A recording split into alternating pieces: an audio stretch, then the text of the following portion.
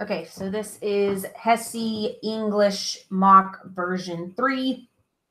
You may not necessarily be seeing this as the third mock, depending what the order is in your plan, but each mock kind of has, as you've probably noticed with other subjects, a little bit of its own focus while also being accurate to the test. So this one, I kind of focused on what a lot of you would probably call tricks in questions. It's not quite as much tricks as a general make sure you're paying attention type of strategy that I've built into this one. So there's certain answers that would seem possibly right at a glance, but there's something else wrong with them that's not what you're thinking about. So if you're missing some of those as we go through, don't worry about it, because I built more tricks into this than they build into the test, because that's the emphasis that I kind of chose for this mock.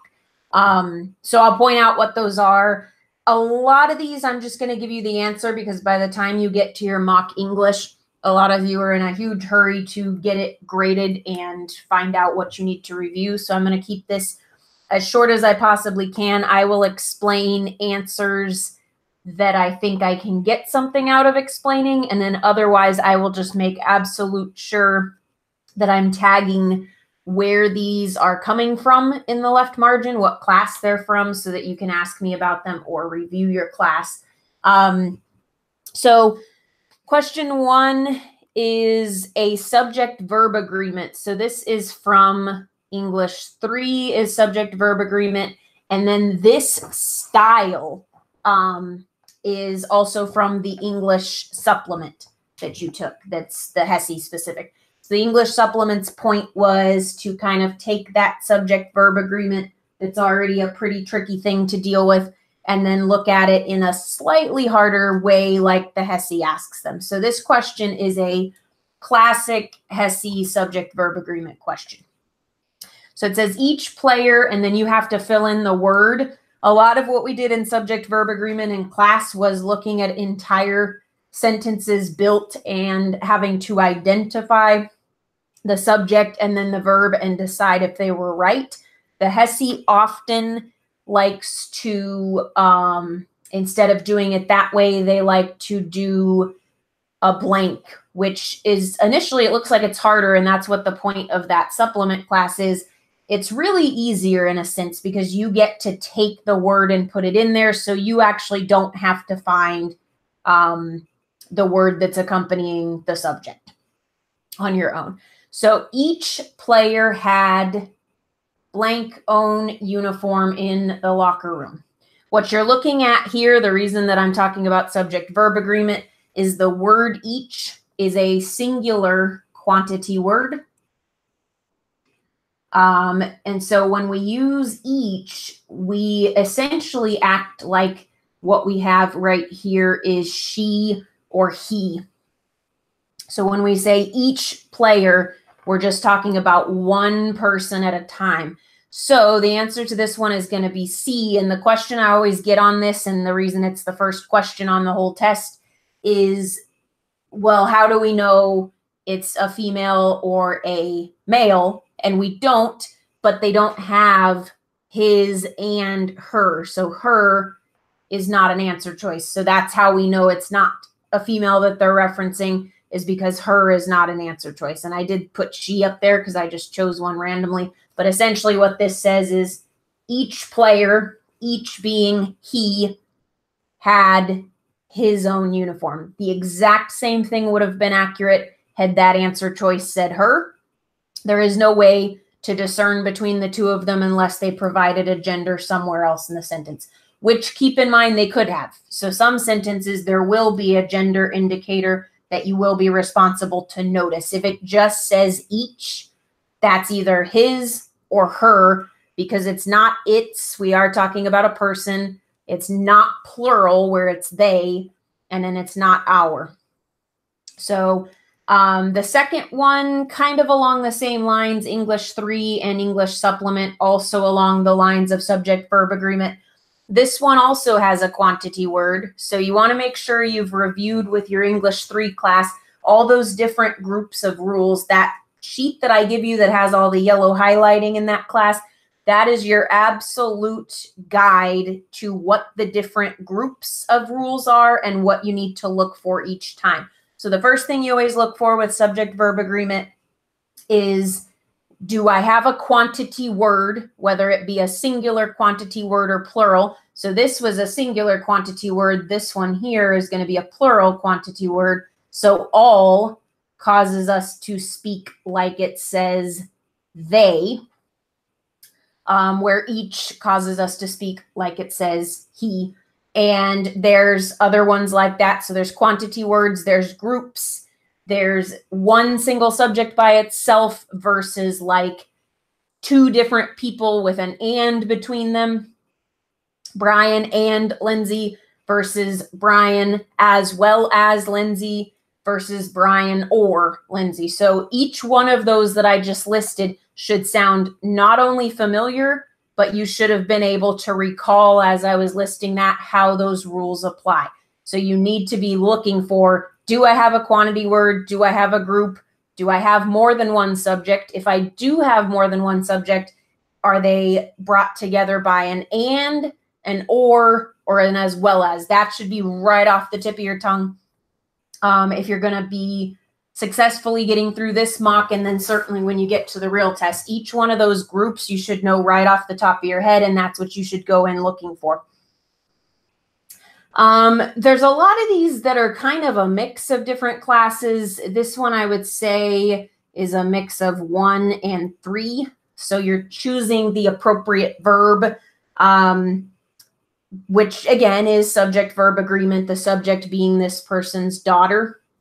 And so daughter is obviously singular and used like she. So that would be she goes to school Monday through Friday. One of the things that I put in this one that made it tricky, you might have seen went, and went is the past tense of goes. But notice that the word to is there and the word to is also there. So that's what I mean when I'm saying I'm building some slight tricks in. This isn't, you're not going to get tricked right and left on your real test like you're going to maybe get tricked a few times here. I just want you to be really aware that you are plugging a fragment in. So it can't have something where it repeats a word twice because the word is there. And there will be an occasional instance like that. I built more of them into this one mock than probably you would ever see on one HESI test. But that's just something to watch for, is you have to actually put that into the blank. So you want to do a double check where you not only identify the verb that would correctly go with it, but you also make sure you've read it into its blank place in the sentence and that it truly works. This is from English 1. This is like clarity and punctuation. So there's a fine line between asking for one that's correct and asking for one that's clear. And we're going to need our punctuation to be correct. This is commas. It's right up at the beginning of English 1. So we need our commas punctuated correctly. And then we also need our modifiers correct. This one is not so much a clarity question, but when you see that you have 4 choices that look like they are worded almost exactly the same, you know that you're going to deal with punctuation, probably commas, and then you know that you might deal with modifiers. So again, that's something that should pop into your head when you see that you've got 4 sentences and they all look to be almost exactly the same. These are the 2 things that you should know right off the top of your head that you're probably getting asked. This one really just comes down to correctness. The word when is functioning as a conjunction at the beginning of the sentence. So this is a complex sentence starting with a conjunction. That's going to cause us to put a comma in the middle in between the 2 separate clauses, but nowhere else. There is no indication for any other commas. These answer choices, oops, sorry. I don't know why I've got C. D is the one that you want selected. So these answer choices are always going to flow the same way. So there's always going to be one with no commas. That's A in this case.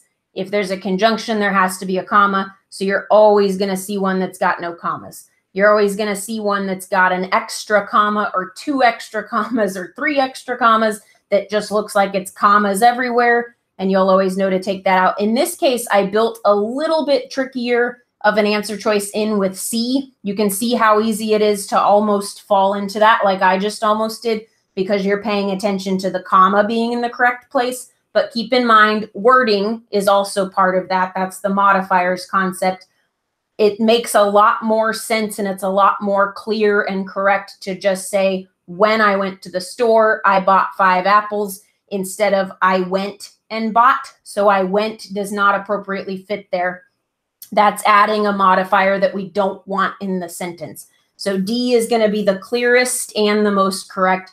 This had just a tiny element of clarity to it because of this one answer that they made a little less clear. Otherwise, it was punctuation. You should be where you can scan across those very quickly and be like, that's the one that's got too many commas. That's the one that doesn't have enough commas, and pretty easily find it. Just make sure that when you do find one that's got the comma in the right place, make sure there's not another comma hiding somewhere, and make sure there's not something that's been rephrased that might cause one answer to be a little bit better than the other. Which of the following is correct? This is also a mix of English, primarily English 1, a little bit of English 3. This is the object versus subject, which is discussed in English 1. So remember that in this case, what we're looking at is who versus whom. So a subject word would be who. So we use the word who like we use the word he or the word she or it or they. So something that can start up a sentence that can be a subject, hence why we call them subject clauses. That's the way we use who. So who functions as a subject, which means that who is a noun that can take an action and will be taking an action because the subject of a sentence always has an action in that sentence. So this also merges a little bit with subject-verb agreement there. Whom is an object word. So you can't say whom ran because whom is not a word that can take an action like running. So we use whom with things like to or for, and it's operating as an object. Some examples that I have sitting here: to whom, for whom, by whom. You could even do with whom. That is operating as an object. So when it asks which of them is correct, this one's going to be A because this is an object. To whom is an object usage, which makes whom the appropriate word. All the others don't work. So to who doesn't work because you're using a subject as though it's an object. They're in the wrong order. Whom owns, this cannot take an action and it's taking an action, so that does not work. And then with who, with is one of the examples, just like to is one of the examples that goes with whom because it's used as an object. So if that's not overly familiar, review that in English 1. That's a super important one. 6, which of the following demonstrates correct pronoun antecedent agreement? Again, some of this is English 1, some of it's 3. You may not necessarily remember pronoun antecedent as something that you heard. When you look at what the answer choices are, hopefully you see that what it is basically they're asking, does the object use of the word go with the subject? So our subject in A is Emily. Emily would not be he, so that would take out A.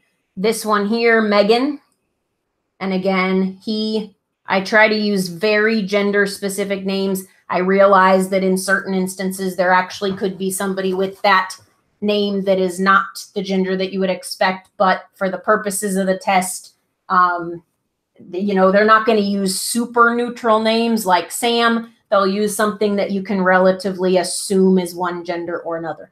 Realtors is plural. And then they have its as the object, so that doesn't work. And then this one is before making the pizza, you should make sure your hands are washed. Up here, there's not a subject word, but they're talking to you. And you can tell when you read the sentence, they are speaking directly to you, which is what's called second person voice. So if they're speaking to you, if they're speaking to the person that's reading it, the word that you would want to see would be you and your. So that's the only one that agrees. All of the others, the object that comes later in the sentence doesn't match the subject given earlier in the sentence. 7 is a clarity question, so that's very much English 1. Very, very important that it says one sentence, and this could really happen where 2 of the answers seem like, well, that could work and that could work, and this is the reason why one of them doesn't, or some other weird trick built into the question is the reason why they don't. So make sure you pay attention to things like this. This one wants it in one sentence. The one that works and flows and has all the modifiers correct in one sentence is A. The other one that you might have thought was okay was D, but D is not following the instructions. D has 2 sentences, so that's automatically disqualified. The other 2, B and C, are very obviously not the right modifier flow. You can tell that they're not adequately and quickly and clearly describing what's happening because of the order that they've got them in. 8 is from English 2, which has the question mark and quoting policies. There's 2 major things that you should always be, actually 3 major things you should always be looking for when you have a question in a sentence and you're punctuating somebody asking a question. The first thing you want to look at is there should be a comma there. There should always be a comma between like she asked and then what the question actually was. Same goes for she said, she exclaimed, she yelled. There's always a comma in between the attribution that says who asked or who is speaking and then the actual quote. So the 2 that don't have a comma, which are B and D, those would be automatically out because there has to be a comma there. The next thing you look at is when the question begins, the question starts up a new spoken sentence. So it will have a capital letter at the beginning because this is the first word coming out of the person speaking's mouth. So again, that actually gets rid of C, and it also would have gotten rid of D, but we already had D out of there. The last thing that you want to look at, and the thing that's going to make potentially the decision on this one, is where is the question mark? If the question itself is the quoted part, as opposed to the question being the entire thing, you want it inside the quote. So in this case, we most definitely need the question mark in the quotes because she asked him is not a question. That is a statement. This is where the question is. So we need to end the quote after the question mark. In this case, we already had one answer left, but any one of those 3 things could be how you eliminate your answers. So you check here to make sure that dependent clause has its comma. You check here to make sure that a spoken sentence starts capitalized, and you check there to make sure that the question mark is in the correct place.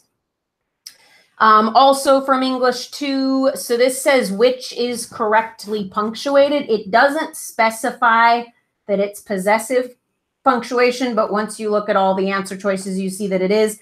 Again, they can do that. They can have a situation where they say what's a correct use of apostrophes, and they could have another situation where they don't say apostrophe, and it's kind of ends up being up to you to figure out that it's apostrophes. They can also have them where they're all different. So they could say what's correctly punctuated. They could have one that's commas. The very next choice could have to do with apostrophes. The very next choice could have to do with modifiers being in the wrong place. They could be totally random. So they have every right to just say what's correct and not give you any guidance as to what it is you're looking for. In those cases, you have to assess each answer choice entirely on its own based on the rules that it's trying to follow, as opposed to being able to compare answer choices.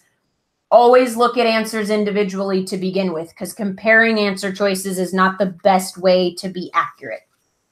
So this one, I'm going to look at each one of them and I'm going to say the Maloney's will be over for dinner, so both A and B.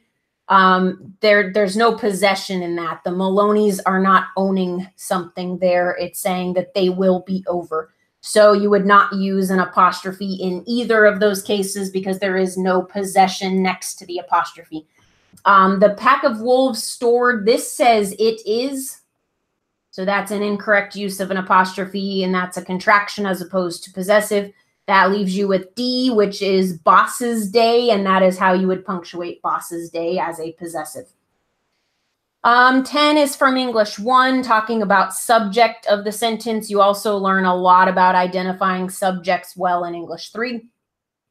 The subject here is Maria, so this is a review of a concept that I talked about in English 1, where we said if there's an introductory clause that's dependent, we don't factor that in. We skip that, we cross it out. Same kind of thing would happen with when I was at the store. You would get rid of that and you would wait until the actual independent clause began because your subject and its verb will be in the independent clause. 11 is kind of asking the same thing. So they're asking for the subject and then the verb in that order from this sentence. So this says the team as well as their coach looks out into the auditorium. This does have to do with English 1 because of subject and verb identification, but this would largely feel like it came out of English 3 because it's your job to know that this right here is not part of our subject. When we do subject-verb agreement and we have a sentence that says as well as, what we do is we ignore that completely. That means that that is the subject and that is the verb. So that's going to be A. The team is the subject. Looks is the verb that's going with that subject. The coach is irrelevant. It was just added on there. It was just tossed in as an extra side note because of the as well as. Had that said the team and the coach, then you would have to say the team and coach are both the subject. So there's a big difference with how they join two subjects together. There's lots of this on the HESI. I show it a lot in the mocks where you're trying to choose the correct usage of a word. So I guess word choice. This comes from several different places that you've crossed over by the time you're getting here. It's got some vocab element to it. It's some stuff that's talked about in reading. And then it also has to do with some of the tenses and agreements and parallel structures that we discuss in English 1 and 2. So select the word that makes the sentence most correct. Jamie will be blank harder as Christmas approaches. So the key here is will be.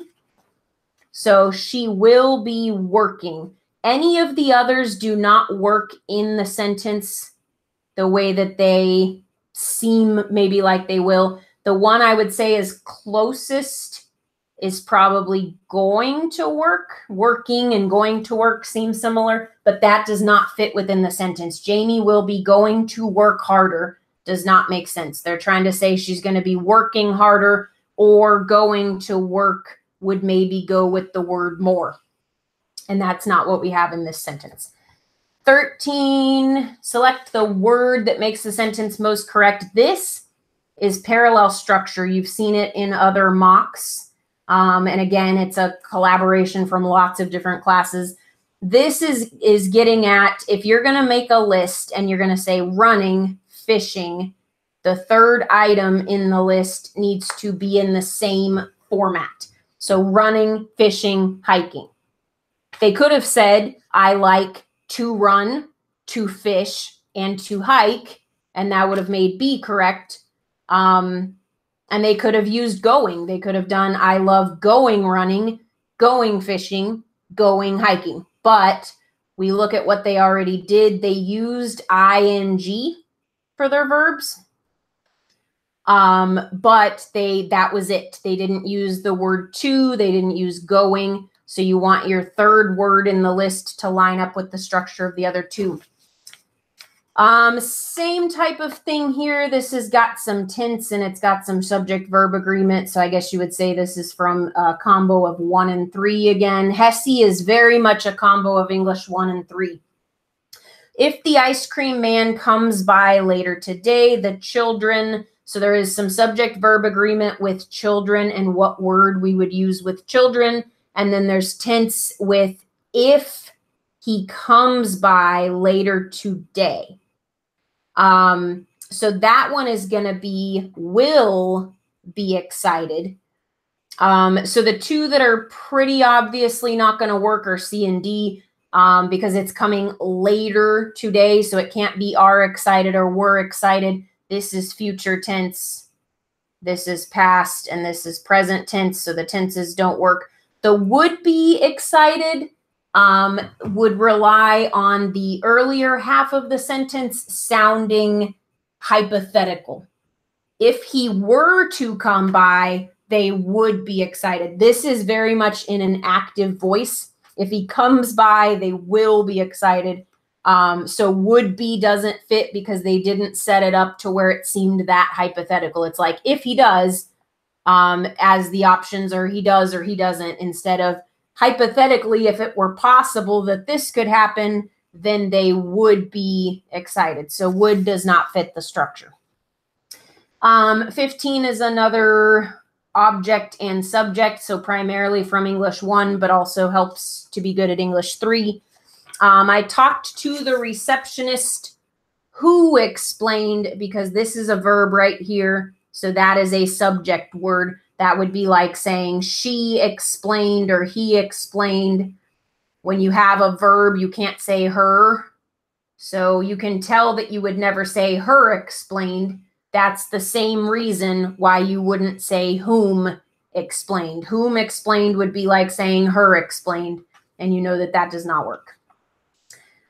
This is, I don't even know what you would call this, good versus well. You've seen it on all of your mocks unless this is your first mock. If this does happen to be the first mock that you're seeing, any of these word things that's specific to the HESI will show up in all of the English mocks, so you will have other practice with this. Good versus well is something I talked fairly heavily about in one of the other English mocks. So good is an adjective. Good describes a person, typically. Well is an adverb. And so you know adverb versus adjective. Adverb describes a verb. Versus good is an adjective which describes a noun. So if you look at this one, she did despite not feeling. So each one of these has a verb, and the word that we're trying to insert here is going to modify the verb. So it's going to act as an adverb in both places. She did well on the exam despite not feeling well. So in this case, we're going to have well twice. Both of those have a verb that's what's being described by the word that we chose. The next one, same thing. So I did an extra one so that you could get some more practice. Jamie was particularly blank at singing and dancing and performed blank in competitions. This time, we're describing Jamie being good at something, and then we're describing performed, which is a verb, as well. So this one is going to be good and then well. Jamie was particularly good at singing and dancing and performed well in competitions. 18 is asking for a conjunction. That's very much from English 1, where we talk about conjunctions and how they're used, a little bit from English 2 as well. So this is asking you what word you would need to use here for it to work with everything they're trying to do within the sentence. So this one is going to be despite. So despite wanting to go to the festival, she stayed home and studied. Even though would seem very similar to despite in terms of what it means, that's where plugging into the sentence is crucial, because even though wanting does not work, despite the fact that despite and even though have a similar meaning. Before and after are time words. We're not doing time. We're not saying before she did this other thing. We're saying she wanted to but didn't. So we're giving contradictory cause. You don't have to have those kinds of things memorized, but in some way you need to have these thought processes in a similar way to what I'm showing here, that you're looking at that and you're seeing that it's a cause conjunction. It's going to say, even though we wanted to do this, we didn't, we did this other thing. And in this case, because of wanting being the second word, the best way to do that is despite. 19 is also a classic HESI word usage. So after leaving, James realized that he should have said thank you. They specify something specific he should have said. And then the one that would be close to that is should have told, but should have told would have a person right after it. Should have told him, should have told James, and they don't have that. It goes directly to the phrase that should have been said, and that would go with said. Needed to have said is too much modification. We don't need that. Hopefully you just felt like that sounded awkward compared to choice B and took it out for that reason.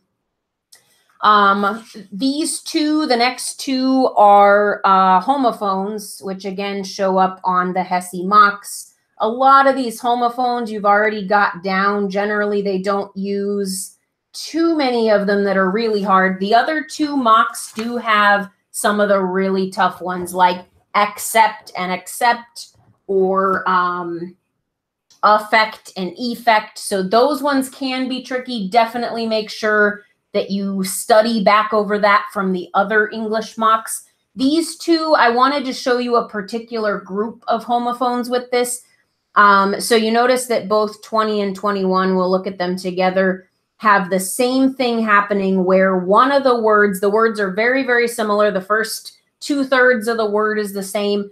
And then you have D-E-N-C-E versus D-E-N-T-S. So they have the exact same feature in both 20 and 21.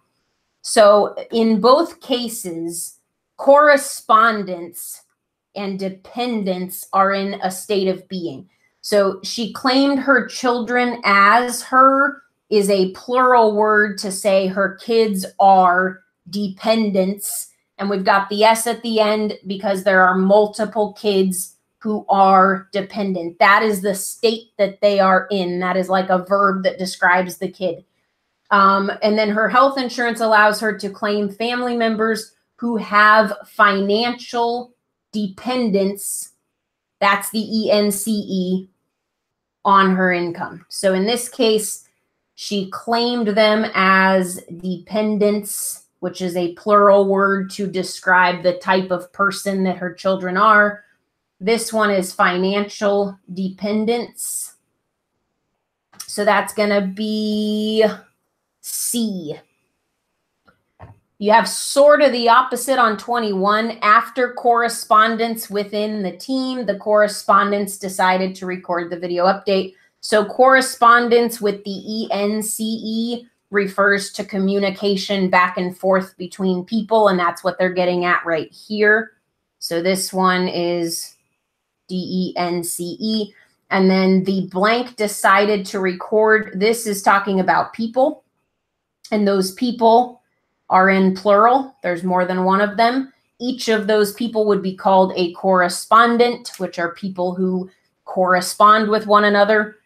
And so this one, you're going to have choice C, correspondence as in communication back and forth, correspondence as in individual people in a group together.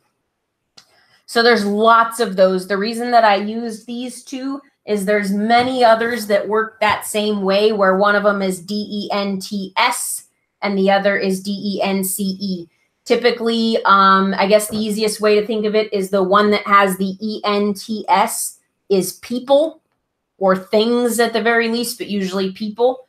And then the one that has the E-N-C-E is more of describing a phenomenon that they might be experiencing. Dependence financially, correspondence from one person to another. So that is the best way to think of their differences. 22 goes back to subject-verb agreement from English 3 and the supplement, again, filling in the word One of the children is a singular quantity word. So when we see one, we think of it as like she, as opposed to looking at the word children. So in other words, this is plural. But because this is in front, it supersedes that, and we no longer have a plural. We no longer think of it as a plural. We use it as though we have she or he. One of the children is hungry. So A, because you would say she is hungry. And essentially your quantity word here overrides anything that's plural that comes after it. Because even though we're talking about children, we are specifying just one of them, and one would be he or she. 23, opposite phenomenon, still a quantity word, several. In this case, several of the children, that is going to be plural. So that's going to work like they. So several of the children were excited to go to the show. They were excited. Hopefully you are now at a point where you're most definitely always seeing that there's a quantity word, knowing which list of quantity words it fits in, and knowing what you're supposed to do or not supposed to do as a result. Another who, whom, so object, subject comes from English 1. So who called the physician's office, because called is a verb. So this is going to operate like he or she. She called, he called, who called. This has for, so that gives you a big hint that it's object for whom is being acted upon. So this one's going to be who and then whom, which is a. I gave lots of practice of the same thing so that hopefully you kind of got your stride on the first one and then had another chance to try it. This one is also subject verb agreement. So English 3 and English supplement, if you're having trouble with those. This one has an as well as. So remember that when there's as well as, we just disregard the whole phrase like it's not there. The children were excited to go to the park. So children is plural. So whether you had children or children and father, that's all plural. So if this were singular, it would be different. However, there could be a circumstance where this is singular, like the girl and as well as her father. If it was the girl as well as her father, this would be singular. So you need to know that as well as gets taken out. Which of the following contains correct subject-verb agreement? Very heavy on HESI with subject-verb agreement and things that are related to it. The one that is correct here is C. So the family is a group and it's working as a group. So a group is its. And I know that looks a little weird and it sounds a little weird and a lot of you have trouble getting used to that, but it's not there because it's not they, it's the family. It's one family operating as a group, which is it. So its living room. The thing that's wrong with the rest of them, so this says the group and then says were. The group, same thing as family, is singular. So that would be the group was in a meeting. B, we get rid of this. This is not part of subject-verb agreement because it's a dependent clause. And then it's Maria sits down on the bench. So this is actually a really weird one because when you completely get rid of that and you totally disregard it, it'll actually screw you up because you can't see that this is past tense. So I guess I'm going to very slightly revise what I say about dependent clauses. You should still get rid of a dependent clause. Still don't factor in a dependent clause when you're doing this. So what I'm saying is your subject and verb cannot be in that. And that's what we talked about in English 3 is moving your thought process over to here because that's where the subject and verb are. That said, this is a really good and really tricky example, even trickier than I meant to put into the test. Actually, I'm discovering this as well. You did need to know that it was in past tense. So I think most of you would have known and recognized that because at the very least you would have read the sentence before you went to say that that's not there, but make sure that you do. So if there is a dependent clause, make sure to read the whole sentence a couple times through, then disregard that. That way you'll see that left would go with sat, not sits. So this is not a subject-verb agreement problem per se. It's more of an issue with tense. And then during the vote, the group, so again, the group is singular, so it discusses the amendments. So A and D essentially have the same problem. 27 is another conjunction that we're picking out. So this one is going to be after going to the store. The teenager returned to the football field. Again, during and while and prior all seem like they could potentially work. The problem is each of them is off with the sentence structure in some way. Prior would have to have to with it, and it doesn't, and there's no to here. So you can't say prior going to the store. That's the problem with D, so that's another one of those tricky things. While going to the store, you can't be going to the store and returning in past tense to the football field at the same time. So that would have to be more like while going to the store, she saw the sunset. It would have to be two events that can happen at the same time alongside each other. And then during going doesn't work. So again, during seems like it's close by, but during going does not work. And that would be from English 1. Anything with conjunctions is going to be English 1. 28 is a classic HESI word choice. If everyone we invited to the party, we may not have enough food.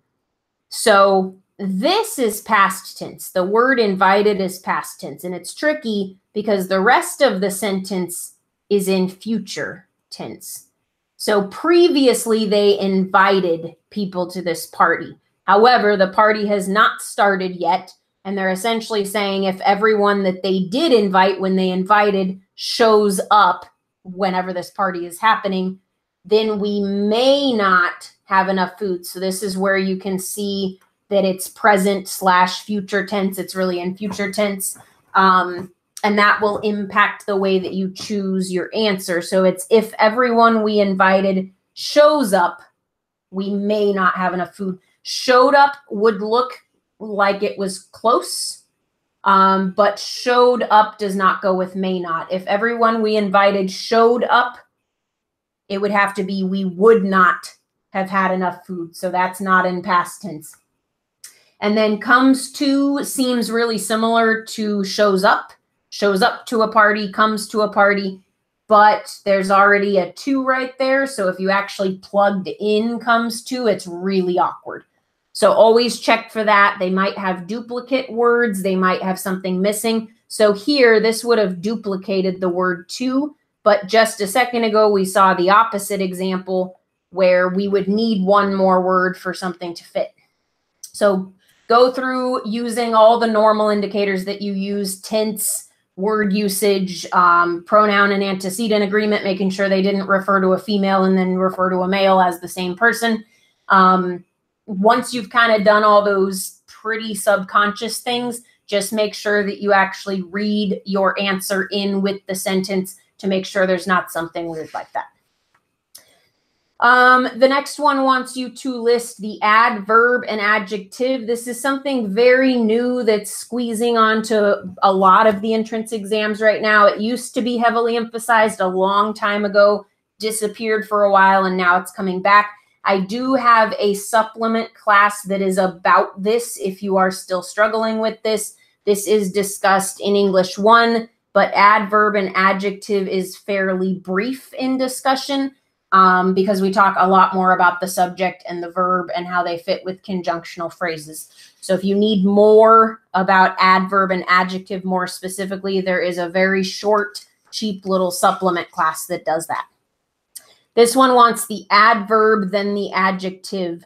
So the adverb is quickly because it described how Juliana walked. And then the adjective is blue because it describes the Gatorade. That's probably the one you were a little iffy on if you were. So when you see that you've got quickly on choices B and D, then you realize you have to choose between blue and Gatorade. Gatorade is the actual noun. This is the thing. Blue can't be the noun because blue is not a thing. It's a state of being. It's a descriptor. So blue has to be the adjective.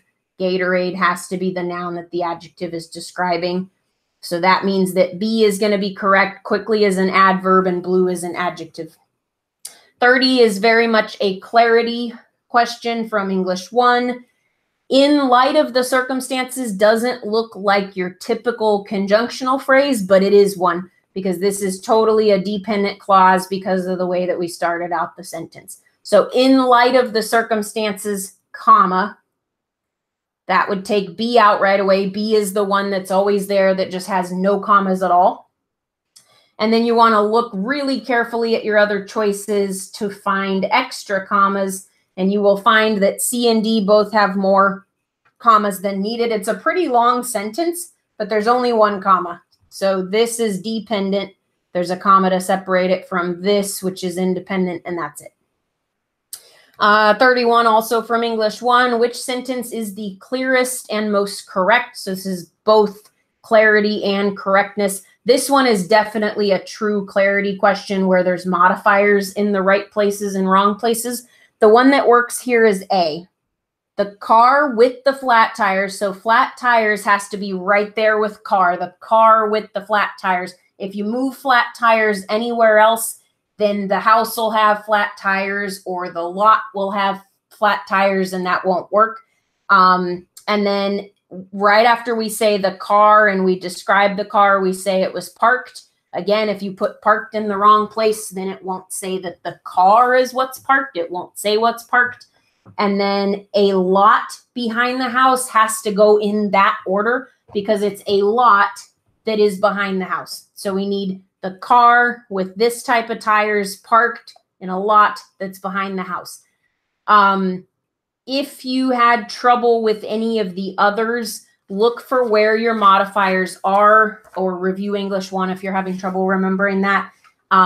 They all have something wrong with their modifiers. So if you lead with flat tires and then you mention behind the house, you've got flat tires all the way on the opposite end from where car is. So that does not work. The car behind the house in a lot, that's awkward, but then it's really bad when they say was parked with flat tires. You can't park with flat tires. The car is what's supposed to have flat tires. So all the others are actually very extreme. You might have had an easier time with this one than some of the ones in class because I did make them fairly extreme in how far apart they are. 32, correct punctuation. This is all possessive punctuation, which comes from English 2. It does actually specify that. So this one actually told you that it's possessive punctuation that we're looking at.